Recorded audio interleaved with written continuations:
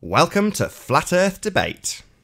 I'm your host, Nathan Oakley, and if you are new to this channel, or you have not done so already, be sure to subscribe and hit the bell notification icon to keep up to date with the Flat Earth Debate.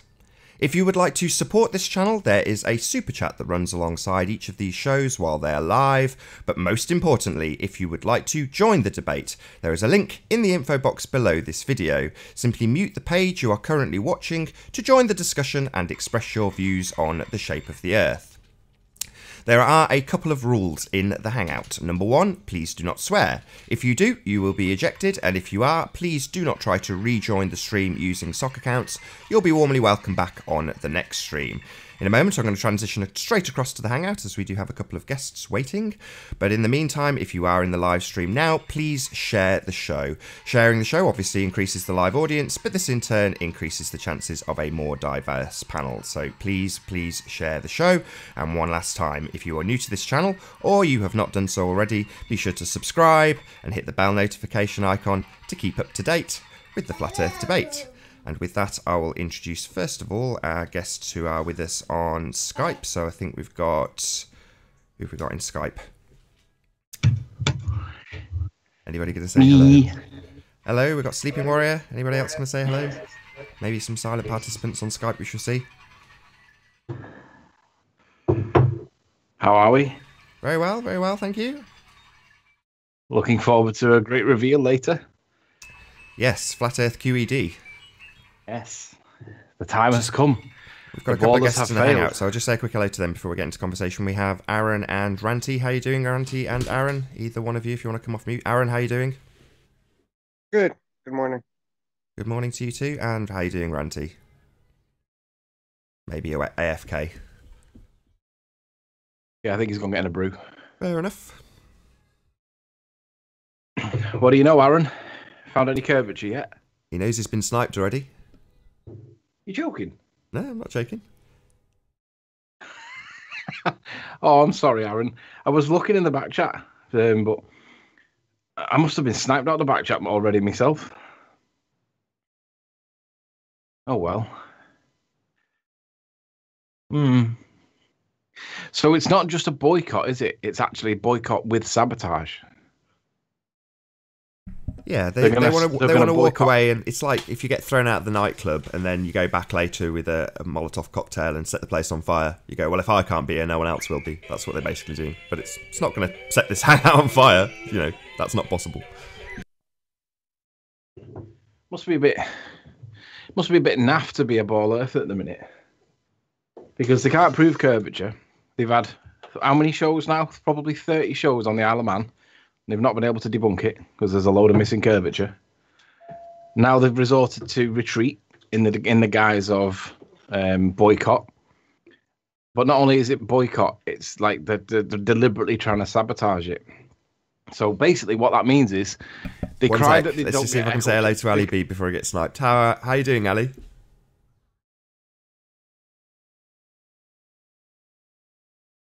See if you can get one word in. No, but it's been sniped. Can you add Ali to the Skype call? How do you know it was a real Ali? I don't, but if he doesn't want to join the call, he just won't. So, you know, Ali's a friendly. Okay, I'll add Ali to the snipe call. The snipe call. I like the snipe, Skype call. Yeah. Add people to this call. Where ID? There he is. So Ali B has been sent a request to join the Skype call. He always has a crap connection though. That's the only problem with Ali. That's all right. We'll battle on. So basically, it sucks to be a ball at the minute because we've got a great reveal coming and it's massive. They've had 30 hangouts in which to disprove, discredit, debunk, or otherwise cause problems, and no one has been able to do it. Yet they're all claiming victories because they're all identifying farmlands. None of them understand parallax. They've not understood how to correct for it. And basically, it stands on its own merit. You can argue exactly where I was if you want to. You can argue the heights. Doesn't really matter. You're going to need to find 2 miles of curvature to explain why we're seeing Ireland, boys and girls. 2 miles. You're not going to reveal the juicy bit that comes later, are you? You're not going to reveal that on this day, are you? I'm not going to do the reveal yet, no. Okay. But I just want it pointed out that these ballers... Oh, shut up. I might have to go on silent here because someone's coming in. Hey, I'll come back to you in a sec. Okay, no bother. Yeah, there's going to be a reveal later on this evening, so there will be a show that will be titled Flat Earth QED. The Earth is obviously and observably flat, and there'll be quite a few revelations in that show that people were, well, we were unaware of till yesterday, if we're brutally honest, but like when you're examining this picture, let's just call it a picture for ease, you often come across things that you don't expect. You know, that's why there's so much contention about it, because we're trying to debate it in ourselves as well as with the opposition in terms of what we're looking at, where things are, how the lie of the land actually is, and it's very, very difficult. But as you do that, you see more and more detail as you recognise things up and down the coast on this picture. So for me now, the picture looks completely different to how it looked when I first saw it. To me, when I first saw it, it was just a blob of messed up land. You know, no offense to the picture quality, but it's just you don't know what you're looking at, so you can't identify anything. Now the picture, especially since it's had a few adaptations, various different contrast levels to bring out some of the details in it, it's like looking at it's an amazing image now. You know, it looks really, really detailed because I know precisely what I'm looking at. You know, we've really nailed it down in terms of where these locations are, what's happening in the image, and yeah, it's an amazing thing. But during that process, Ranty came across a detail in the image that we had absolutely no idea was there, and you know. Truth be known, you know, a few of us got drunk last night based on that discovery. It was an exciting time, you know, so, you know, a few of us had a drink. I don't normally drink, but I did last night because it was worth it, you know, it was worth celebrating. So we had a little celebration yesterday evening, and up until then, you know, Chris, the guy who's been doing the modelling, has been, you know, refining it and getting it more and more detailed, and he hasn't been hesitant to release it. He just wants it to be as good as it can be when it is, and by not holding back, but by taking his time with it and making sure he's dotting all the I's and crossing all the T's, he's got it to the point now where it's ready to be presented, but with a twist, you know, with a detail that no one anticipated in the presentation, which will be well worth watching. So yeah, I don't want to give too many spoilers away, but ultimately speaking, it's going to be well worth tuning into Flat Earth QED. It was anyway. To be perfectly honest, I mean the issue that we've had while we've been looking at this image is that it's scaled differently on each side of the argument. So the globe side have scaled it such, the photograph, the composite, has been scaled in their model so that it's not actually including the entirety of the Isle of Man, and in reality it is. We were on the Flat Earth side, or Chris was and Ranty was, to be more accurate, again scaling it very differently. It's been done both ways now, so you know, we've sort of falsified what the globers were doing with their scaling of the model. That's been falsified by us basically scaling it the same and testing it, and it fails. You know, there's for several reasons it fails. It doesn't work basically. So that scaling is incorrect and has been falsified, and now it's the correct scaling, which we didn't get right initially either. You know, it's difficult to know how you're scaling this image. Not only that, you know, it's right down to figuring out the optics of the camera and how they are functioning at full zoom. You know, so we're getting right down to the wire in terms of the length of detail that we're going to when modelling this. I say we like it's me and it's not. But when Chris has been modelling this, and when Ranty's been alongside him, you know, cross-referencing Google Earth in terms of how it works versus how a camera works, you know, we're really getting down to details that I had no fathomable concept we'd ever get close to looking at in order to explain this image in the kind of detail that it'll be explained later. And to put a really fine point on it, it is an exceptional Flat Earth proof. There's no other way of detailing it. It's a globe Earth killer as well. You know, it will be something that will be fascinating to both sides of the argument, either from the globe point of view, so that they can flat out deny it and have scream blue murder, or realise the obvious and observable reality of the world that we live in, and that's that it's flat. And this image now, I will put the word proof after it, because it is proof of a flat Earth. There's no two ways about that. But yeah, that's my little waffly waffle. Anybody going to join me in talking Skype, or is that me talking for the next half an hour? No. I've got Dave from Wales that wants to join the Skype call. He's from Thrive's channel. He's verified. He's kosher. Is it okay to add him to this Skype call? Say that again. My kid's making quite a lot of noise. Sorry. Dave from Wales wants to join. He's from Thrive's channel. He's one of Thrive's subs. Is it all right to add him to this Skype call? Yeah. Because he joined and then got kicked straight away. Yours, that's fine. We've got a guest in the hangout as well. I don't know if we've got any conversation out of Spurs Schemo, but if we do, no, he's been kicked already. Sorry about Spurs, that, Spurs. If you want to join the Echo no Chamber, just shout me on Skype and I'll add you on Skype. Spurs. The other thing to observe, right? It's not just the fact that we've spotted something that's been missing for. It's not just that we've spotted something. It's that the ballers have failed to spot that something's there, and that's the big. For me, that's the glory moment, because it's like we're doing it manually based on the evidence. They're doing it based on Rumpus's maths, and Rumpus has changed his position a few times, and they've been documented. I mean, he's literally changed his position twice, and that was all based on maths. And my position is, no, we don't base anything on maths. We base everything on evidence. And that's where I've been. I mean, it's no secret. And I want people to be aware that we have had disagreements over this, because we have had, I've got my view, which is, no, it has to match the evidence. And other people's views aren't necessarily of that same kilter. And I'm not saying theirs is better or worse than mine, but I'm saying if it doesn't match the evidence, it's wrong. That's my position. So we have had disagreements on it. We've had moments where we've rage quitted on each other, and we've had to have some peace mediator go back in and say, hey, come on, let's get it back on track. And that's what we have had to do. However, that being said, it's the failure of the ballers to spot this piece of evidence that's really symbolic, because it shows that their maths is not doing what they think their maths is doing. And it's glorious. It really is glorious. David, welcome. Hi, guys. How are you? Good, thanks. My tag in YouTube is Music Man. We saw you join the hangout and then get sniped immediately. We've also been joined by Tim Osman. Can you hear us, Tim? You're on mute at the moment.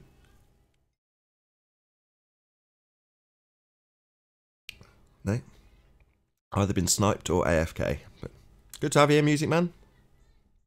Yeah, thanks. Yeah, I did try rejoining the hangout, but it said I was blocked then, so hence this route. Yeah, unfortunately, there's they're not just boycotting; they're trying to set fire to. And it's funny because they get given the link to join and they complain that everything becomes an echo chamber. So Nathan goes out of his way and goes the extra mile and a half to work round all the hassle that they get for giving the link out publicly. And the echo chamber, it looks like it's being put back in place. So Spurs, you've got a link to, if you want to join the Skype call, so to join the echo chamber. In the meantime, I'll just put myself on quiet for a bit so that David can speak. You might as well just wave a white flag in the air. Yeah, they have. This is them beating a retreat. Yeah. I tell you what, it's become apparent to myself after watching the last 20 or so debates regarding the Isle of Man and Ireland, is that in Cardiff you can always see Weston-super-Mare from any beach in Penarth or Barry. You can see the English coast. You can see the 7-second crossing from any part of the coast in Cardiff, Penarth and Barry, all of which should be, hidden by the curve. And this is every day you can see the second 7 crossing.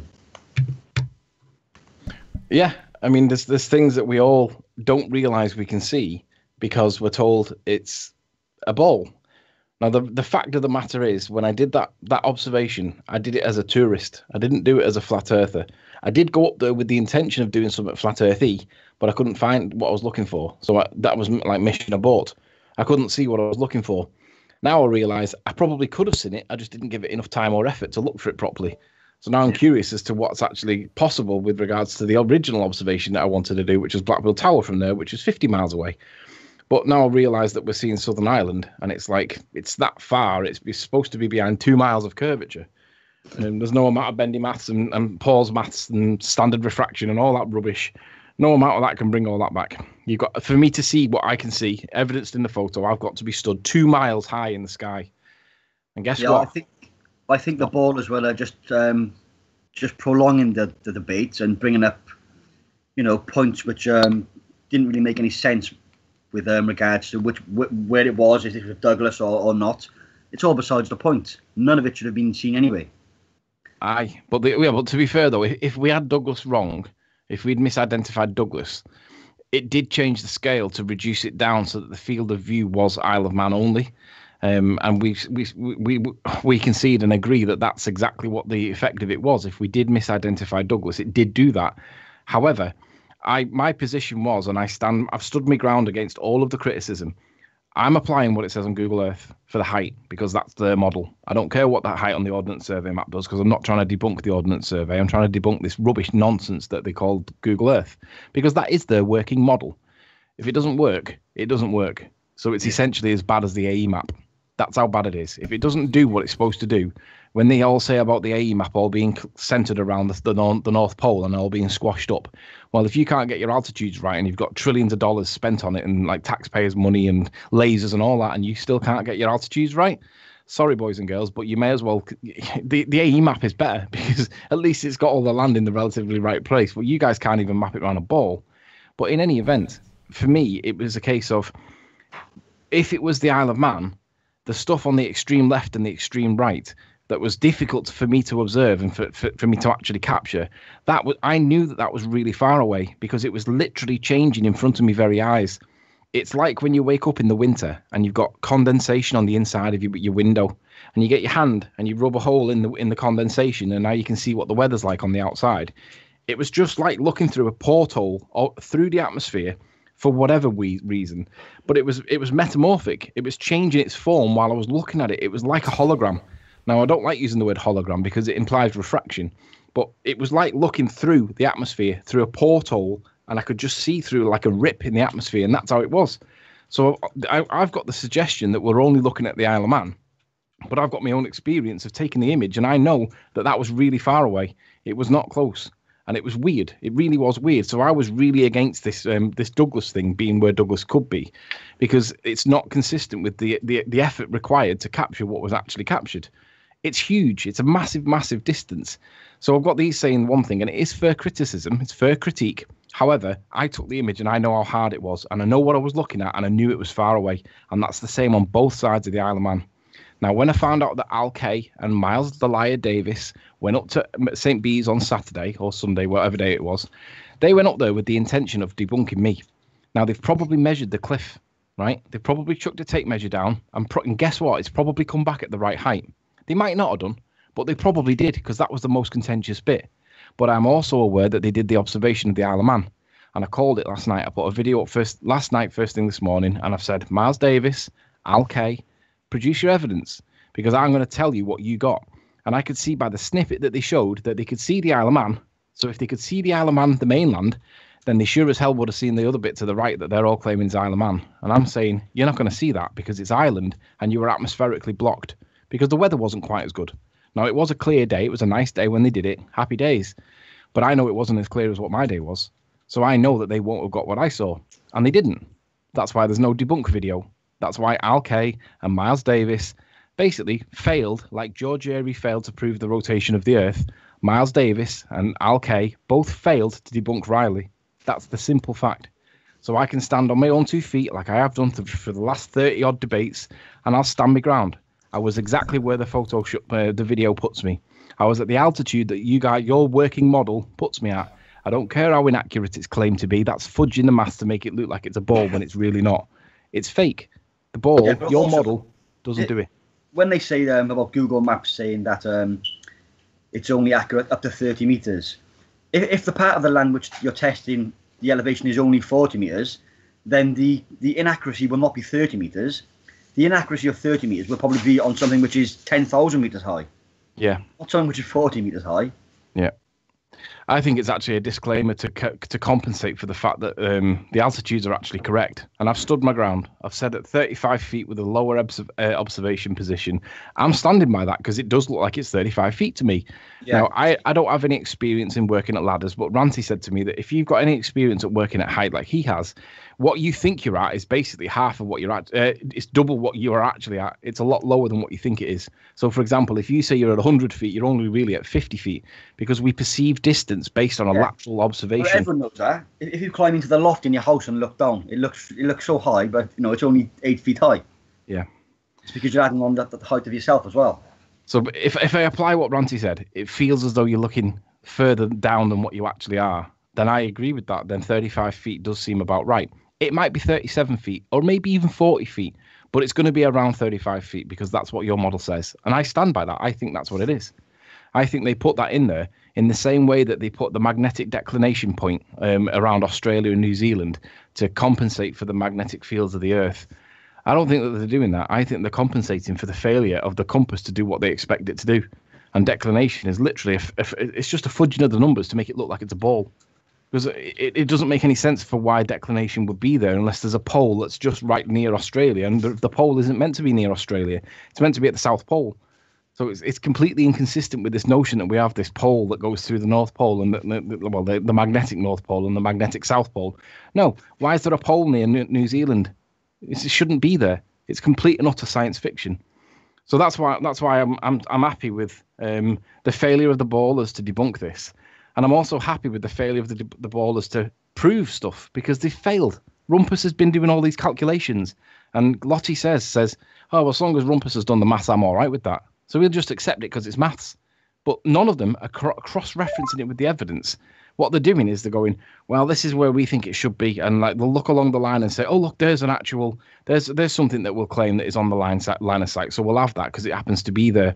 Not the fact that it's in a ravine or whatever, but they'll claim it as their own identification. But what we're doing is we're looking at the evidence, or this is how I was doing it. I was looking at the evidence and I was looking for specific lights and trying to find the specific lights, not trying to find a building that might be on the line. And it's a problem because you have to deal with a lot of issues, and we have fallen out with it quite a few times, but it's made it stronger overall, and it stands on its own 2 feet. It stands there in its own merits, in its own fingerprint and footprints, and no one so far has debunked it. All we've seen is Rumpus talking about standard refraction and how light doesn't bend up. He spent 25 minutes without interruption whatsoever on light and never once mentioned that light bends up. And we all know soundly showed that light bends up as well as down. Rumpus didn't. He never once said up in that 25 minutes. It's ridiculous. They default on down. Huh? They default, actually. They say down. Yeah, which effectively cuts the bottom off ships when they go over the horizon. It seems It does cause a superior mirage effect, as it were, but that's a rare thing. It's only under hot conditions. Standard refraction is pretty normal, and it always bends light up. They don't tell us that, though, do they? Light Rumpus? bending down is an unusual circumstances. So, They don't tell us that, though, do they? They did. They did in the beginning when they started to bring out the whole refraction thing. But yeah, it wasn't in any context yet. But that's when I started to get what refraction really was. So yeah, they don't like to mention it bends light up. It creates an apparent curvature. They just go around that. Yeah, they just fail to tell. They just literally fail to tell. How long do you think they'll keep up this embargo then on the live debates? I don't know, but it doesn't really matter because lots of people on both sides of the argument have said to me, look, just make it closed, make it only accessible by people that you have their email address and you allow them in. Well, lots of people have tried that already and, it ends up being a circle jerk. Well, if we have, for the time being at least, a one-sided circle jerk, then that's just going to be how it is. The door's still open. Anybody is welcome to join. The reality is they, the Globers who have failed, don't want anybody to talk to us, so they are sat in the back chat sniping out anybody who joins. Well, like I say, this is being documented. This is the reaction from the Globers to finding out the Earth is flat, because that's what's going to happen later on this evening, so we'll see if the reaction escalates. I don't know quite how they can in my regard, but in reality, they're going to be given an absolutely unequivocal demonstration of the Earth being flat later on this evening. And, if I was on their side of the fence, it would be cognitively difficult to process. I'm not going to lie. For me, who cares? I already knew the Earth was flat. But for people who didn't, and they're like, well, there's no proof of a flat Earth, well, you're going to get some. You're going to get a lot. They're not going to hear it. They can't listen. Here's something for Lottie. Can't do it. Being from Cardiff, Lottie, you must have been to Barry Island quite a lot as a child. Although I knew you grew up in Leeds. But from Barry Island, you can see Weston-super-Mare, and you can also see the beaches in England from the beaches in Wales. So the height is like not even a part of the point or the equation. You must agree with that, Lottie. I didn't realise he was. Oh, I do remember he was from Wales. I remember he was saying Cardiff, and I remember laughing. Cardiff, Swansea. I can never remember which way round. One of them's in England, the other one's in Wales, isn't it? No, Cardiff and Swansea are both in Both Wales. in Wales. Oh, are they? Well, one of them's got a football team in the English Football League. Which one's that? They're both Cardiff and Swansea. Oh, right, okay. Oh, I stand corrected. Yeah, they were both in the Premiership. Swansea still are. All right, okay. Hey, I got the. Is this live, by the way? Is anybody recording this, or is this just in the background? This is live, so please don't swear. Oh, no, I won't. All right. Yeah, I didn't see any notification of a Hangout in YouTube, so I don't know why. It's very good of YouTube to not notify you. Weird. Anyway, yeah. I think that we're getting thick on proof, as it were, and we could do more with the Isle of Man, but it'll take more work and more money. Yeah. So if you want to donate, feel free, boys, girls. Yeah, my Isle of Man Foundation. Yeah. Next time I'm free, I'll go down to Penarth Point when the tide's out, and I'll take some video footage of the second Severn crossing. Hey, I thought of a relatively small experiment that we could do that could be very helpful, and that is get a good camera. Oh, already got one, of course, or you got one. Go in a 2-person airplane and fly low from the coast to England over the Isle of Man towards Ireland on a clear day, and try to keep it straight. Line. Yeah, but especially like fly low.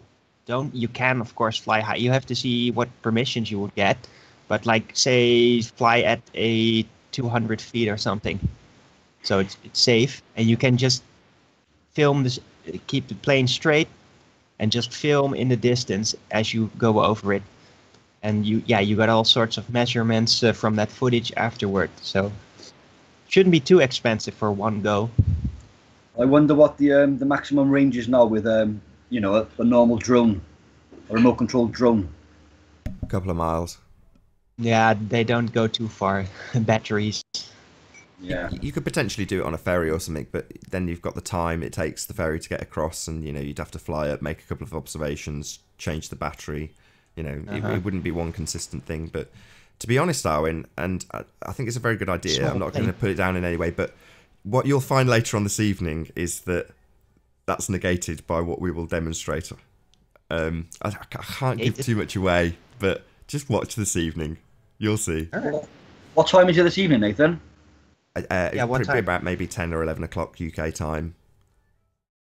Could be 8. It depends very much on the American guy, Chris, because he's got his life to live. So it's like we're flexible and working around him. He's Canadian.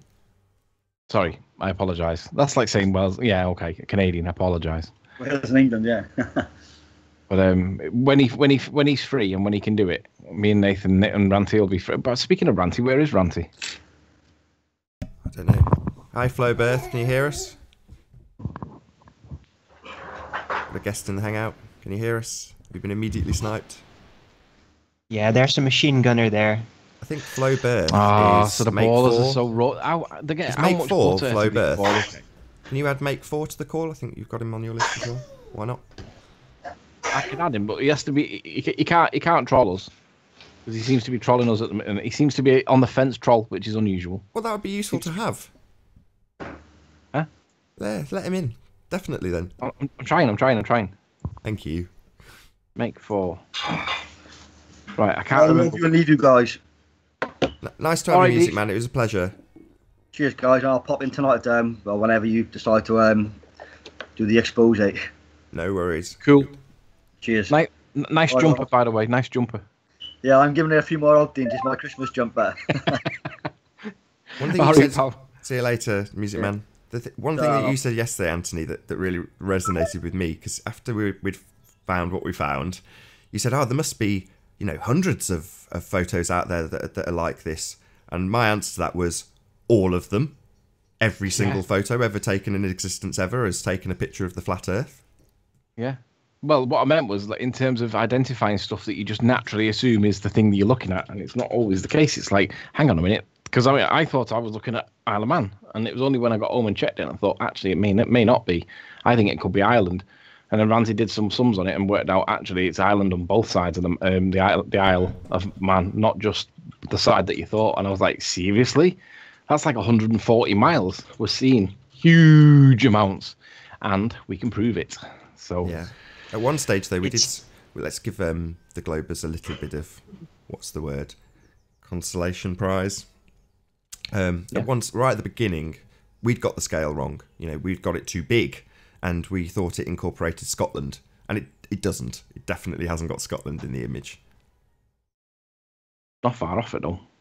Yeah, but I'm going to concede that right now, just so it's out there. I'm sure at some stage I've said either, yeah, Scotland's in there, because at the time we're looking at a model that shows it's got Scotland in it while we're lining it up, and you're all excited about that. But the reality is that Scotland's definitely not there. Yeah. Don't take that in some sort of bad way. No, I'm not.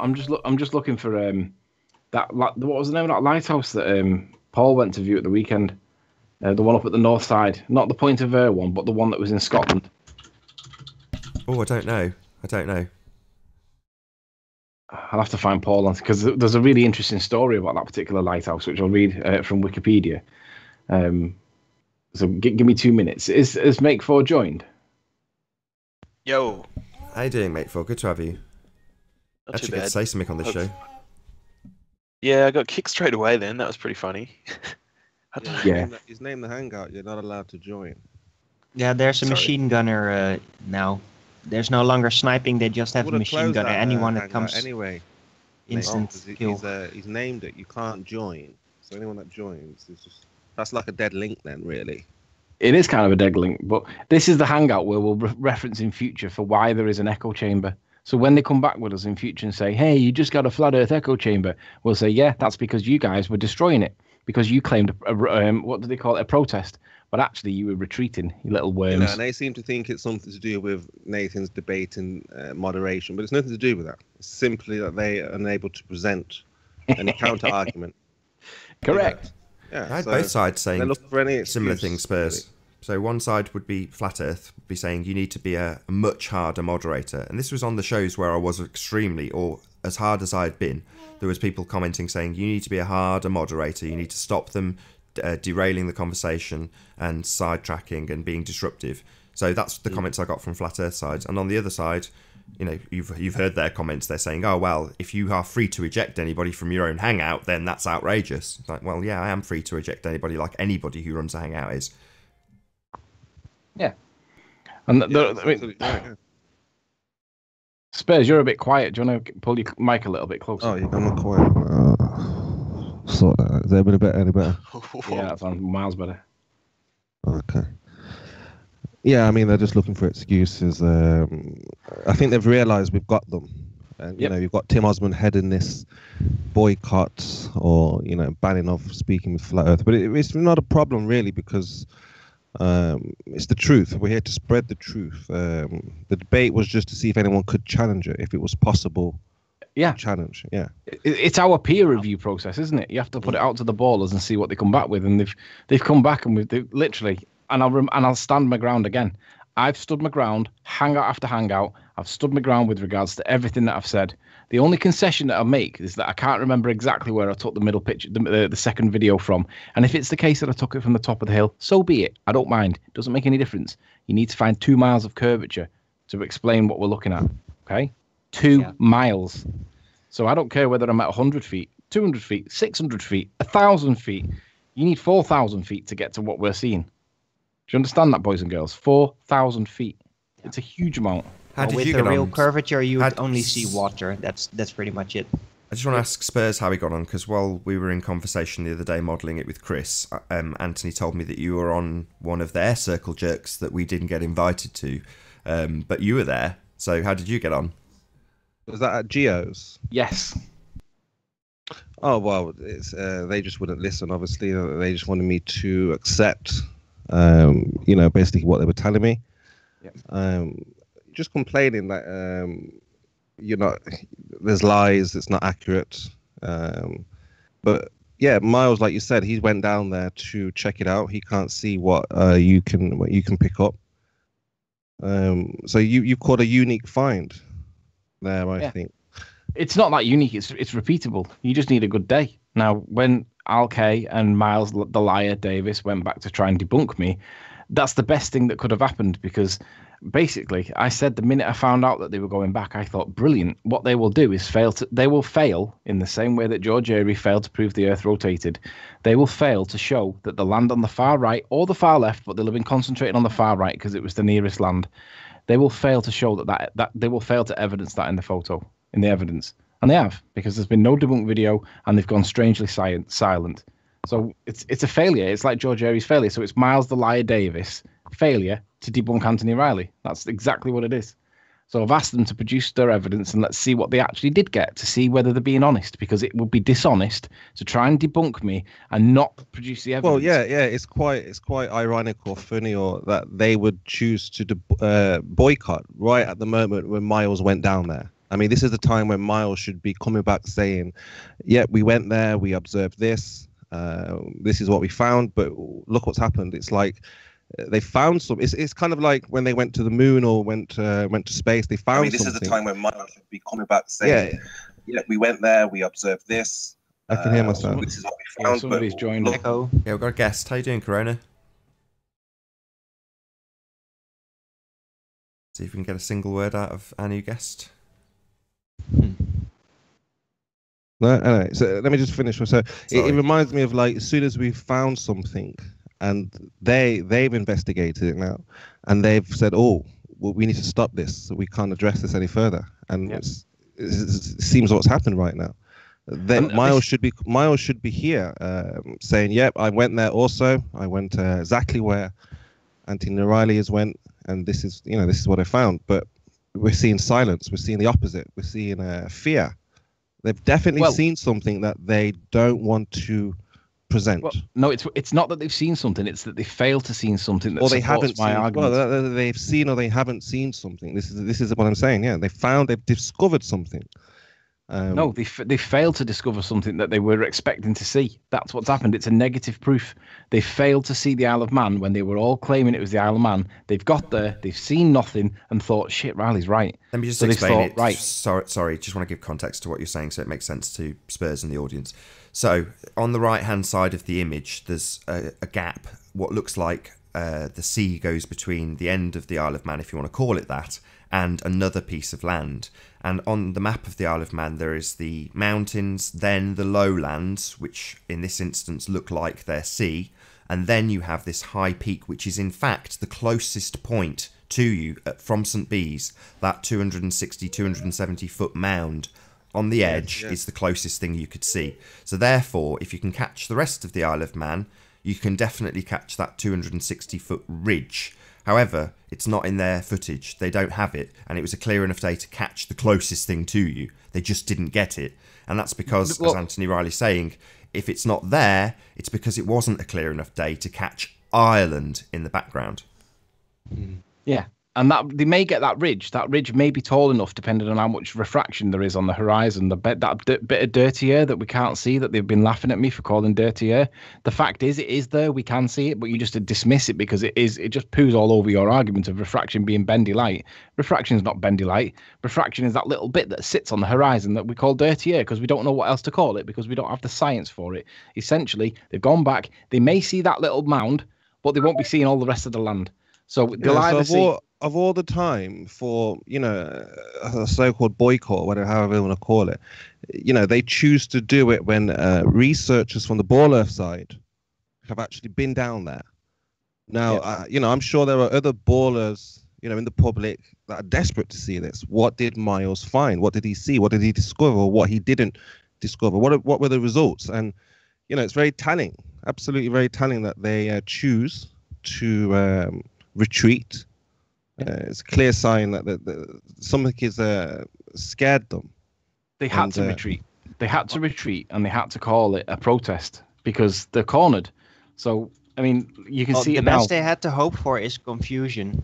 I personally, at first, when the Isle of Man photo appeared here on the show, I first misinterpreted like the mountain range of Ireland to be the lower part of the Isle of Man. I didn't realize that the actual flat part is below the refraction zone, so you can't see it. You can only see on the left the lighthouse sticking out, as it were. But that misinterpretation is very universal for people, and that is where they rode upon the hope that people would just misinterpret. But yeah, the more clear this becomes what they're actually seeing, the more advantage they lose. So I think that's why they're retreating, because they know the more we talk about it, the more clear it becomes. Well, the worse it becomes. This reminds me when they may have discovered the edge and completely changed the goalposts, retracted, retreated. And can I just say that it's not just Miles Davis, it's Al Key as well. Al Key went with Miles, and he went to debunk Riley, but he hasn't done it. So it's Miles and Al Kay. So we need to put them both in the same sentence. So we shouldn't put it all on Miles. It's 50-50 with Al Kay. You both went up there to try and debunk me, which is brilliant because that's called scientific process. That is the scientific method. You haven't done it, but you're withholding the evidence that supports my version of events. Now that is dishonest, and you guys call me dishonest. But we know I'm calling you, and you're not producing it, and no one said a word. Wonder why that might be. Because it supports my version of events, and you need to hide it because it doesn't support yours. How dishonest of you boys. And this is the very reason that we find the whole baller thing suspicious. They do the research, they have the results. So Miles has the results in his hands, but he refuses to show us what he found. Well, he hasn't actually expressly refused yet. But he went up on Saturday or Sunday, and I'm assuming that he took a tape measure with him because, it's not that difficult to get hold of a tape measure. They're about 10 quid on eBay, and Miles being the kind of guy he has, I'd expect him to probably have one anyway. So I'm calling that they probably took a tape measure and measured the height of the cliff. And guess what? No response video.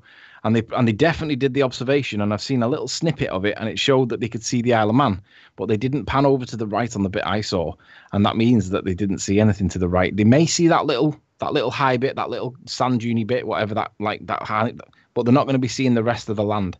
So basically, it's the withholding information that damages their case, because if it really was the Isle of Man, they'd have been all over it like a rat. And guess what? They've got a protest in place at the moment.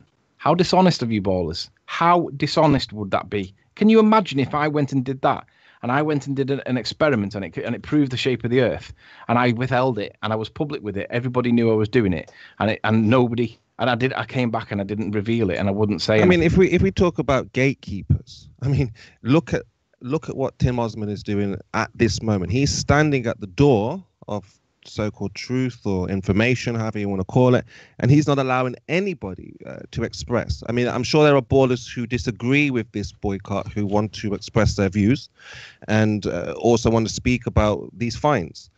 But you've got someone like Tim Osmond who decides, well, nobody can speak. I don't enjoy this conversation. This is going to lead to something that will change the way that you think, the way that even he thinks. He doesn't want you or anyone to change his reality. So this is, talk about psychology. This is telling of the highest order.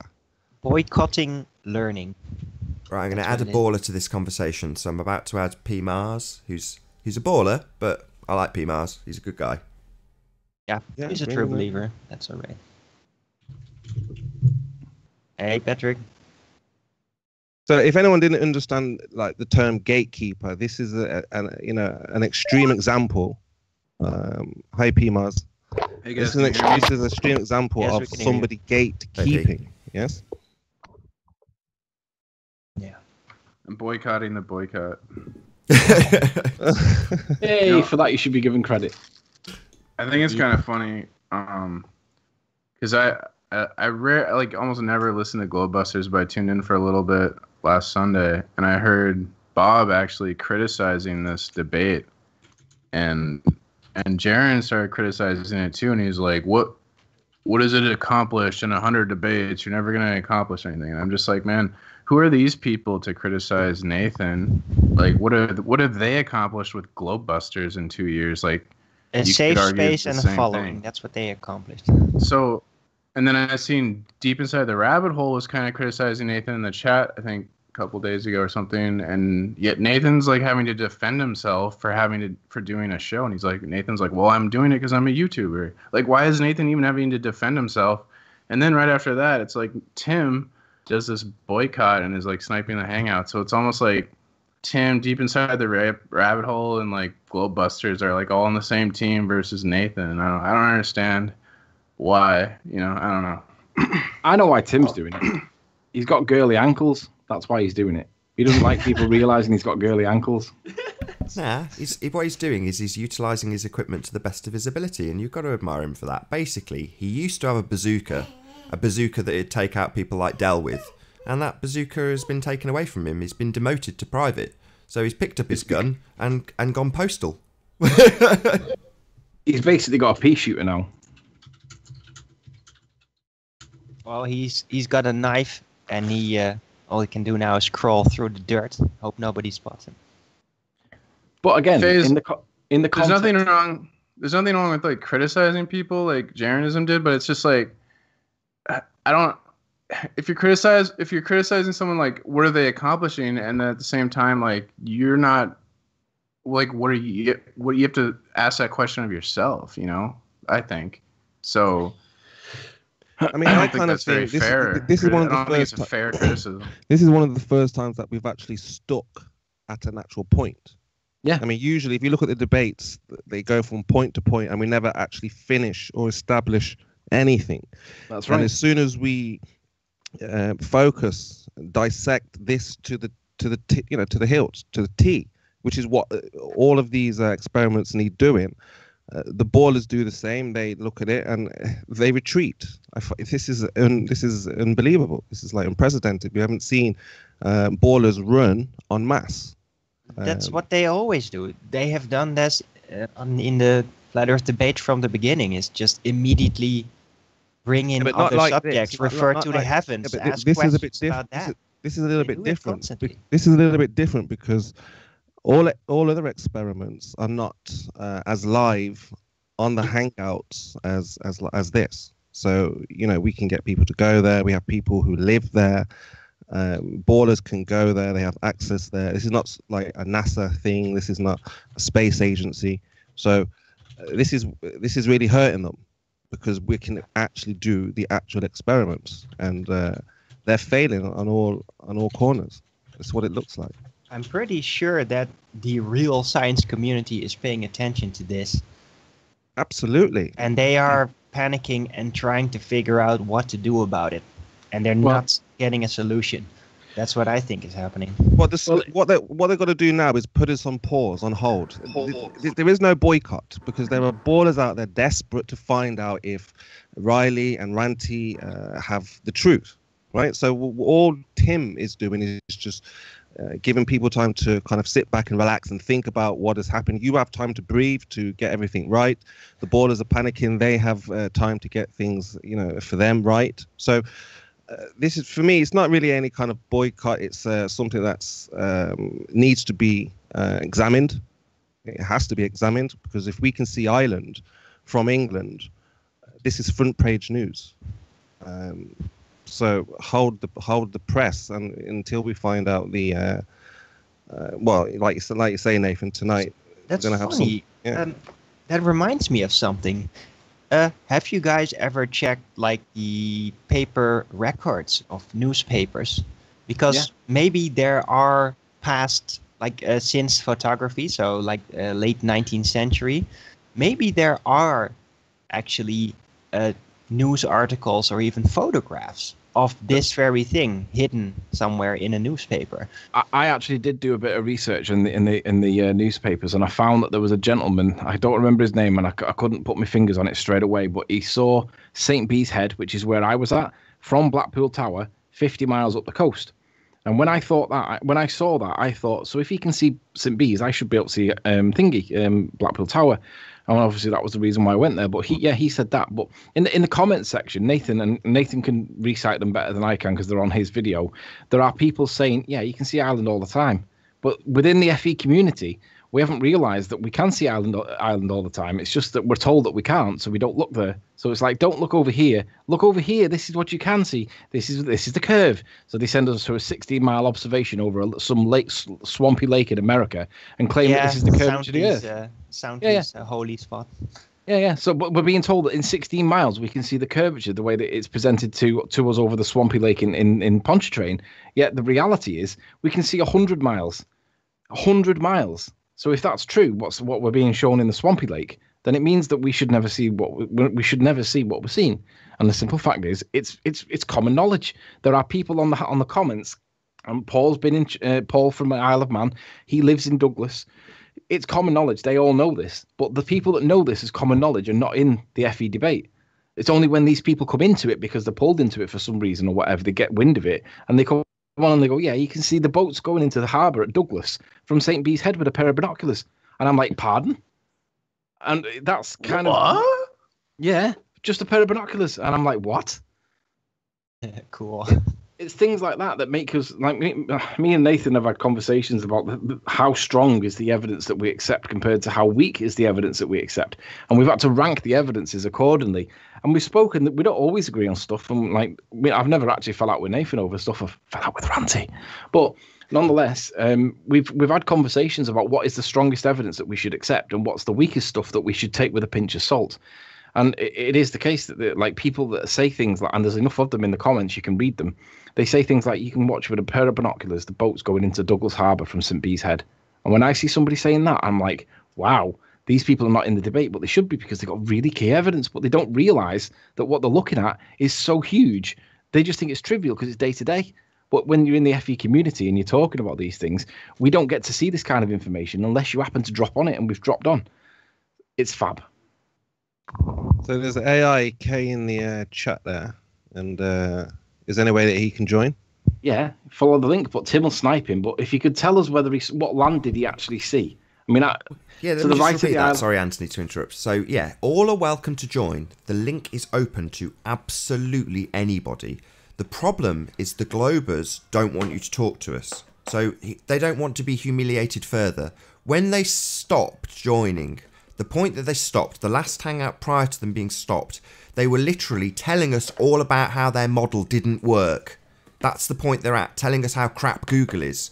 So they're literally on the ropes, doing the debunking of their own model for us. So it is definitely not in their interest to join. And anybody who does debate this subject with us will only make matters worse for the Globe side. Therefore, it is in the interest of the Globe side to snipe anybody and everybody, even if they're here to defend what they think they have as some sort of debunking of this Isle of Man footage. It definitely is not in their best interest to talk about it at all. So the only stance they can take is shut it down. Stop anybody talking about this, and that's what they're trying. But the Hangout, what you see on screen now, is a Google Plus Hangout on air with the link published to anyone. Anyone can join. My doors are open. I was watching a Hangout. I think the guy's name was Sean Hufford, and they were talking about this flat Earth debate, and the guy was saying like, "Oh, I started watching at debate 90, and Nathan was a good moderator then, but lately he's bad and evil, and so we need to boycott because like I don't understand like why they're like trying to put this like social pressure on Nathan and control him and like force him to behave in a manner that they deem appropriate, and I think that's BS. Like people should have freedom to do what they want, and like I don't agree, like Pete, this but I also pressure. would add to that, P, that in the same way you're free to come here and criticise Bob Jaron and Deep Inside the Rabbit Hole, they are free to criticise me, and welcome to. They could come on and do it live if they chose, and I wouldn't stop them. I've said this all along. If people want to come on and criticise my moderating, they're welcome to do so. They can join the panel and tell me that, and I won't stop them. They're welcome to. And I absolutely have criticised Globebusters on various occasions, openly and publicly. So, you know, I'm not going to in any way say that they shouldn't do the same to me. They're welcome to. Good. That's what makes the world go round. I'm not saying they shouldn't do that because, like, I mean, I criticize people. Like, you've let me criticize you on your own panel, and I just think they're being babies. I guess is what I'm saying. Is like they're just kind of like throwing it. No, it's nothing to do with being babies. Over nothing. Well, it's over nothing. What's like, happened? Nathan didn't do anything. What's happened is Miles look, this has just happened. Miles has been to where Anthony has been. They have correlated with Sean and Tim, and they've realized we're in trouble. So they pulled the likes of Paul and Rumpus out. This is the only thing they could do. This is no coincidence that Miles goes there and we have this boycott. Okay? So Tactical retreat. there's nothing to do with Nathan's moderating. This is nothing to do with flat earthers, how we go about it. This is like shooting the messenger or something. Okay? Yeah, but Spurs, So that's what they tactical said on the retreat. panel. Like Tim Osmond made a video and he talked about Nathan's moderating and he's critical. This is of what I'm it. saying. This is called distracting, deflecting, taking away the people. Remember, this is not a baller versus flat earth. This is like the truth. So if Nathan and Anthony say that we have the truth here, and they're open to be challenged, but because of a few people like Sean and Tim say that you cannot you public, you people are not allowed to challenge the information, well, something has happened. And what has happened is Miles went to St. Bees. They did the same experiments, and there was a problem. And that's all that's happened here. And and they have to come up with any excuse, which is what they've been doing for the last 4 years, excuse after Oh, I see what excuse. you're saying. Yeah. Can I just interrupt a second? I just want to give P Mars some kudos here because I'm not P Mars' biggest fan. I think he knows that, and I think everybody knows that. But I have to give credit where it's due because he's defying this boycott ban thing that they're doing, this retreat, whatever it is that they're doing. He's on the panel today, and for once, I'm going to give you a huge amount of kudos, P Mars, because as you know, I'm not your biggest of fans, and I know that you're not mine. But it takes balls to do what you're doing today, and for that, I'm thanking you for it. I just say what I think, right? Like, and I listen to these ball earthers on Hangouts criticize Nathan for his moderating, and I would just like to see how they moderate a panel of 10 people. Like, it's easy to be an armchair quarterback and like be like, oh, I would do this and I would do that, but then when you're actually, it's not an easy thing to moderate these panels. So it's like, I just feel like their criticism of Nathan is not fair and it's unjust, and they don't know what they're talking about and they're ignorant. Well said. And it's nice as well, from my point of view, that now the flat earthers are seeing that this is standing its ground, that they're actually they're becoming unified, because at the end of the day, it is standing on its own 2 feet. It's standing there on its own merits. And you can argue about my observer height and exactly where I was stood. It makes no difference. You need 2 miles of observer height to counsel what we're seeing. So can I add something there? Can I add what it replaces? And this is no disrespect to Josh and Newicki. What we had in those types of images, and there's a fair few of them, is the band of refraction between us and the observation. The target is blocked by something, and if it's blocked by anything, then they will claim its curvature and just co-opt the argument into whether or not it's just a bit of refraction blocking the bottom of the building, or is it the curve of the Earth? And that argument rages in every single debate. This is the first time we have basically no refraction. There's nothing blocking our view of this island. Refraction is there.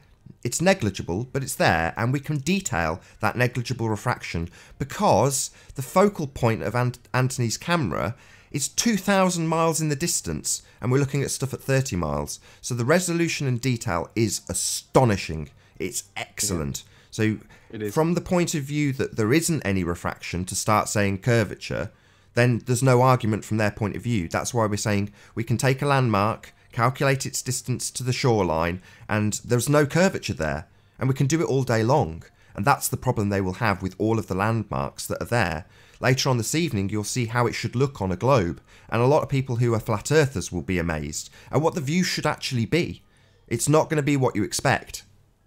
No, it definitely isn't. And in the nicest and respectful of ways, I believe that Jeranism came in one time, the real Jeranism, and he said definitely not island. Well, I'm going to respectfully call Jeren on that. Let's just see if you'll stand your ground after watching the Hangout, Jeren, because you'll be surprised, mate. It's going to be good. You'll be impressed. And I hope you come back and say, do you know what, guys? You've stood your ground. Kudos to us, because we have. And to be honest, Nathan's took a big gamble, because I'm out there doing observations, and yeah, I don't get everything right. I'm not perfect. I do forget to do things or get something incorrect, and it's well documented. If I make the slightest of mistakes, they use that to discredit the whole observation.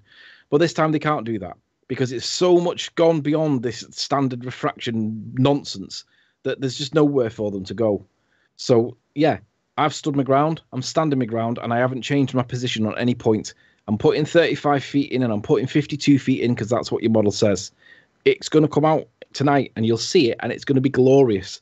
So get the popcorn out, get the rum and coke, sit back and just enjoy it because it stops it. It just stops this whole, where's the curve? Because there is no curve. It stops it all. There is no curve. So I can't wait. It's lovely. Yeah, and they've verified the experiment in the respect that Al K has a P900 and he's gone to the, as far as I can tell, an identical location to do these observations. We've not seen them. We've seen a little snippet on a hangout. That's all I've been presented by Anthony. I don't know whose hangout it was. Maybe you can tell the audience so that they can see some of the footage that we've been presented with. But ultimately speaking, the detailed P900 shots, I've not seen any of that. Well, I see Sean Hufford says in chat, sorry, Bob, I called for the boycott before I found out Miles and or Al went to St. Bees. I found out at the end of my hangout that they went. It'd be interesting to see what Sean's position is if Miles and Al K did not present the evidence that they got, because I've been clear. They're not going to see Ireland in the background. They'll see. But for me, again, hold on. That's just another excuse, because if Sean Hufford has been watching these debates and watching like Nathan or whoever, then he's seen the argument and not just listened to the way it was presented. So it coincides where it seems that the few of these so-called top ballers have recognised something. Yeah, what you're saying, Spurs, is Sean saw it coming. Yeah, that's what I'm saying here. So I'm saying, so it's by no big coincidence that they see something happening here, so they all want to pull back. They're figuring out Tim especially. He's been in this. Are just failures. They're figuring it out that they have been fooled by their own group. There is not a case of let's just boycott. They have seen something. They're doing the research themselves. They're lining up themselves without telling us behind the scenes, and they're saying, "Oh no." Again, just like when they discovered the edge, they said we have to pull back, change direction, and this is a huge change of direction. And I can't see what this boycott will achieve because it's so pertinent right now, and this is the kind of thing that people want to see to prove the shape of the Earth. If you can see those distances, that changes everything. Just so that people in chat are aware, Twitwit's asking, are we doing the great reveal now? No, because the guy that we need to do the computer side of it's in bed asleep because he's been up all night and he's been tinkering with it and perfecting it and being as best as he can with it to make it both look accurate but also pretty on the eye. Because the amount of measurements and lines and integers and all the mathematics that went into it, basically you're left looking at straight lines, bent lines, circle lines, curly lines. You're looking at all these things and it totally destroys what you can actually see. So he's getting rid of all them lines now. He's making it look pretty, but he's doing it in a way that if anybody challenges it in any way, you can show it. Oh, well, I want to detail that then if he's getting... I didn't know that, because every time you say, oh, can you take the lines off, I'm like, what, the flat earth lines? But yeah, anyway, each time we've managed to tie down a position, the only thing we're certain, or were certain of, was the lighthouse, Morgord Lighthouse. It's 90 degrees to the location. It's not actually the closest thing to you, but it is 90 degrees to the position, the observer, Anthony, and his camera. And that's a cert. We know that is that. So from there, you can then start triangulating things that we think they are. And what you have to do, it's painstaking, is you pick a thing, you try to identify it, and you say, okay, we'll assume that's a correct identification. And then you start to triangulate things. So he's drawing circles, essentially, on these maps between the triangulation points.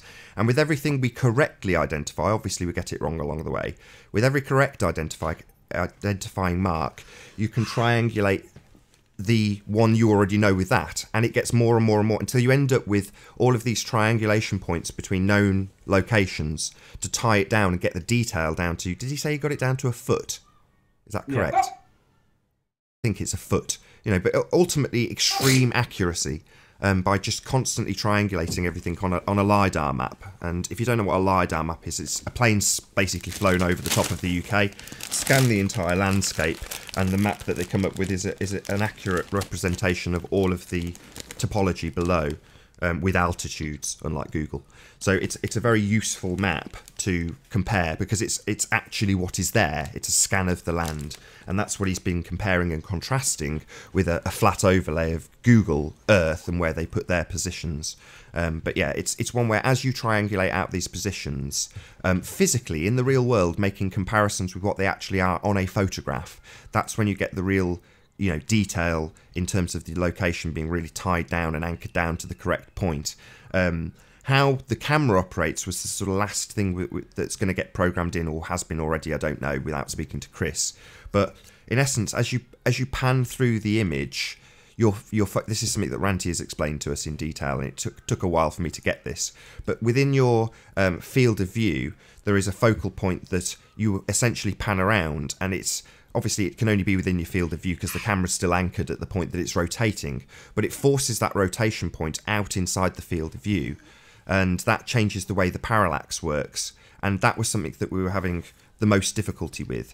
In other words, if you change the scale down to as the Globers had it, where you are cutting off the ends of the Isle of Man at both ends, the problem with that is that you can't get any of the real world observations to line up. You can get the mountains to line up beautifully. They look perfect. They match the outline on Peak Finder. It's glorious. It looks really good. But none of the locations match. So this is the problem they had on the show, and we knew this. We'd already seen it modelled, which is why we were so firm with our standpoint. As you start to try and triangulate the geographical locations, the lights, the dots, once you've located them and then you put them into the model, they change position. Like Rumpus found. Pick something on the hill, says that's definitely that, I've picked it, I've found it on the map. But then when you put it into the model and cross-reference it back with the real-world evidence, it's changed place. And that's because it basically is a fail. It doesn't match at that scale. When you scale it up the other way, which is where we went wrong in the first instance, we had it scaled too big. You can just about, if you fiddle with things like they were doing halfway through the debate, you can just about get it to line up with all the locations. All of the geographical points seem to line up. A couple of them are off a little bit. I mean, a tiny bit. But it looks right. But then the mountains don't look right. So at that scale, it was wrong.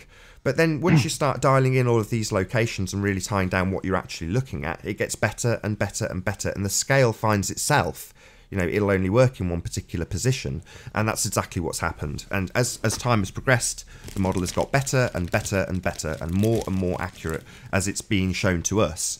So as Chris sweeps his camera, and you guys will see this isn't a spoiler, but as he sweeps his camera, he'll have two perspectives. One over the top of the Isle of Man, scanning the topographical locations, the heights of the land, this LiDAR map, and the other pointing directly at the photograph. And it all matches up. It looks glorious. Everything is where it is, and you can point it out. You can even go and on the high contrast image that Ranty put together. This is a more recent composite. The resolution in it is phenomenal. You really will see, if you've not seen the high contrast one, it's astonishing. You can pick out the details of the landscape like you wouldn't believe, and that's how we found the thing we found yesterday in this high contrast image. Sticking out like a sore thumb. It just happened to be invisible, or we thought it was invisible based on the physics of what was going on and what Globers were telling us about refraction. It's muddied the waters, a lot of this debate. Oh, my camera's turned off. So it's muddied the waters, but it hasn't changed the fact that as it's going on, we've got a top person modelling it out and getting it to look exactly as it is based on real world evidence. What's actually in the picture? Can we physically identify it? Once you physically identify it, where does that sit in relation to the actual topology of the land? And that's what Chris has done, and that's what will be presented, along with an absolute diamond, a complete diamond in the rough, gleaming. Oh, I've already probably given away too much, so I'm going to shut up now before I do actually give the give the reveal away. If this is the kind of thing that what we expect, I think the ballers may have already cottoned onto this. They may have already seen this. They may already have some type of. They have, but they probably didn't know what. I don't think they have. I'm not saying that. No. Well, hold on. if we know it's flat and the top brass know it's flat, so we know that there are going to be insiders who also know this. They're going to want this off the table as soon as possible. Now, what have we seen? We've seen, Sean and Tim. They're putting their best efforts to make sure that this conversation. How many times have they asked for? Can we change the topic? Can we talk about something else? Hold on, what? Talk about something else? What at the most crucial moment you want us to speak about something else? Well, why? These are the questions I want to know. Why? Do you know something that I don't? Well, and can I just say that when Paul gets cornered, he responds with and he literally does that because he knows damn well he's cornered and he does not want to answer the question. He's done that at least twice now. And Rumpus stutters. For all the people in the audience that have said that's a low blow, taking the mickey out of somebody's speech impediment, the Rumpus does not have a speech impediment. He just stutters when he's cornered. Correct. And the reason why GeoStreamers hang out is completely wrong, yet they're all citing it as a claim, as a success or as a debunk or whatever. Geo's he's applying simply a mathematical equation to the evidence, but not being critical enough with the evidence to make sure it's correct. Because if you apply maths and get an answer and then glance over the evidence and say, yeah, that looks about right. Well, if I look over the evidence and say, yeah, but what about this bit here that's not consistent and that bit there that's not consistent? And when you start criticizing it, critiquing your own work, that's when you realize it doesn't match the evidence. And if it doesn't match the evidence, it's wrong. It's that simple. And that's why me and we did get to see this. So in yesterday's hangout, from the chat with no evidence, while the boycott was in place, GeoStreamer, who is a glober, was giving us various different coordinates.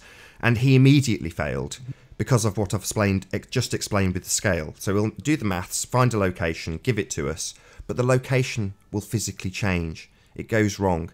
Not only that, before he's even got us to plug in any maths, he gives us a location, we go and look it up, we find it on Google Earth, and right next to that location, which is a farm, is a massive town. And it's not there. It's not in the real world image. So the location fails before we do any maths. The reason that location fails is because it's incorrect, but the reason they've picked it is because the scale's wrong, and the reason they want that location is because it forces that location to be further up the coast, closer to us, putting the maths closer to being in their favour. So GeoStreamer almost got a win yesterday. If we'd have just gone on the maths, it looks like he's bought the houses back with refraction. However, there's all the land below it missing, if it was the right location. But before we even did the maths, we just did that to see how it would come out if you forced the location. And it seems, if you change the towns, yeah, you can bring a couple of the houses back, but none of the land beneath it. Not only that, the location he had literally houses below it that were in view. So in other words, his example was a total fail immediately because there's no massive town next to the farm he's located. So it's just a complete fail. Now, let me address his comment in chat there. He says, Nathan conveniently didn't tell us that the town we should see, according to him, is 70 metres lower than the farm. Yeah, but we're looking in front of the farm, Geo. It's leading up to the farm in the background. Yes, that town should be evident in the evidence, and it isn't. So you had the wrong place. And the reason why you had the wrong place is because you're applying the wrong maths. Because you're not dealing with parallax properly. Geo's playing dumb or is a moron. There was a missing town, he's a moron. There's a missing town, GeoStreamer. Are you completely thick? Yeah, he's a moron. He's being either intellectually dishonest or he's simply stupid. He's applying what he believes is maths that he thinks is correct. I just think it's stupidity. If you can't see a town in front of you on a photograph, then you are, by definition, a moron. Or blind, and he's not blind. He can type, so he's a moron. No, I tend to think really it's more. I tend to think it's more traumatic and fear. These guys have really running on trauma. No, it's a shock to their system. Yeah, but shock typically confuses you. So and if you're in the middle of trying to figure out something intellectually and you're shocked, you're in this case, it's confused him into not seeing a town. Yeah, so well put. It confuses people when they're shocked. Well, in this case, Geo was so shocked to not see a town next to the farm he picked that he couldn't even see it or recognise that he hadn't seen it. Yeah. Right. So he's going to be saying things like babble and just be like, blah, blah, blah, and he won't know how to compute. Yeah, that's exactly what he's doing. He's baffling you with bullshit. Right, that's what we're seeing here. We're seeing traumatic trauma from a lot of these ballers. Extreme. Yeah. And the thing is, the mere fact that Rumpus made claims early on when he first came in the hangout saying, I can identify any building in this picture now. Now I know this and that and the other. And he's changed his position twice because it didn't match the evidence. Now, to be fair to Rumpus, he's accepted and conceded that it didn't match. So he wasn't doing it because he was backtracking. He realizes it wasn't right. However, the fact that he had to do that in the first place is symbolic of the application of maths failing to match the evidence. And that's always been my position because it's the evidence that's king. It's not mathematics. That was priceless because as you go back through the Hangouts, you have Rumpus saying, can't you apply maths? You're a moron. You don't understand how it works. And then it gets to him finding an example on the hill. He plots it out. We point out, I think it was exactly the same problem as GeoStreamer had. I can't remember precisely. But he basically went back and said, it seems I've got the location wrong. I'm going to have to recalculate. In other words, that was my opportunity to throw back every single insult that Rumpus has ever accused anybody of. In other words, Rumpus, if you've got it wrong and you're telling us that the maths is infallible, then you are a complete moron. Just like all the people you accused of being morons, you are that moron. You are incapable of applying your own numbers. That makes you completely stupid, basically, Rumpus. No, he's listening to this, Rumpus, from me to you, just in case Rumpus is listening, and I don't know if the panel will agree, I'll ask him. I think you're a moron, Rumpus. No, I think he's blinded by the fiction that is mathematics to prove stuff, because he's probably correctly done the maths, because that's why I've asked GeoStreamer to point out where the lighthouse should be. I've asked Rumpus to do it. I've asked Paul Voigt to do it, and they all say it's off the page. So they're all doing the maths consistent with each other. But what the maths that they're doing, the actual sum that they're doing doesn't match the evidence. So the sum therefore is wrong. The evidence speaks for itself. If the math doesn't match it, it's wrong. They believe math over observation. Yeah, that is what they do. The psyche. And that's when it's proven wrong, when their math is proven wrong, then they are just like, no, then I must have misinterpreted it. I must have done something wrong, and they'll just keep squabbling and redoing it until they think they got it right. But they won't, because the maths are wrong, and they believe in something that is wrong. And they don't get it because they're believers. They believe in math. That's it. They believe in maths, which is exactly why Geo can't get it right. And he won't realise it because he thinks that the maths is right. Well, that's why you keep getting... I think people like Sean and Tim, they get it. You wouldn't stop something if you didn't understand it. They understand where this is going. So they have to do something about it. You have to do something about it. You know, this will convince a lot of people that the Earth is not a ball, because you're not supposed to see at those distances. This is the whole point of this experiment, is are you supposed to see at those distances on the ball the size that we're given? And that's what a lot of people want to know. Even ballers want to know, can you see island? Are we seeing island? You know, and we're at that point, I'm sure of it. Sean and Timothy and the rest of them have seen where this is heading, and they've tried to nip it in the bud as quickly as they can. But, you know, I can't see this going anywhere, especially after what you say we're going to present tonight.